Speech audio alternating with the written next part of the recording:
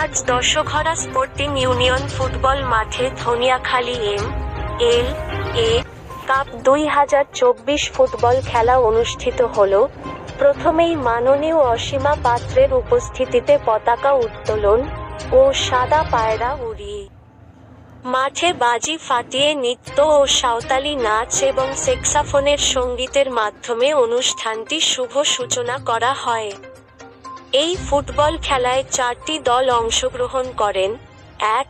বাবনান sunrise, 2. মান্দারা সবুজ সাথী, 3. মাকালপুর রূপশ্রী একাদশ, 4. খেজুরদহ মেলকি একাদশ। এই অনুষ্ঠানে উপস্থিত ছিলেন 1. অসীমা পাত্র, ধনিয়াখালীর বিধানসভার বিধায়িকা, 2. বিজন বেসরা, কর্মদক্ষ হুগলি জেলা পরিষদ, 3. অর্পিতা বারিক, ধনিয়াখালী পঞ্চায়েত সমিতির সভাপতি, 4.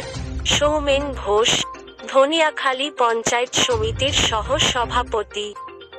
এছাড়াও দশঘরা 2 নম্বর পঞ্চায়েতের সমস্ত কর্মী বৃন্দরা উপস্থিত ছিলেন।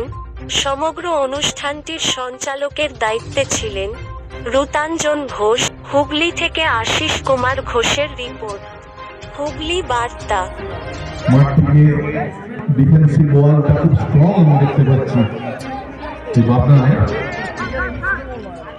অবিরত চেষ্টা করে যাচ্ছে আইভরি, আবার ডান দিক থেকে কিন্তু বল কেড়ে নিয়েছে এখানে ওই আইভরি কোস্ট। বাঁ দিক থেকে আক্রমণ বাবনানের বাম প্রান্ত থেকে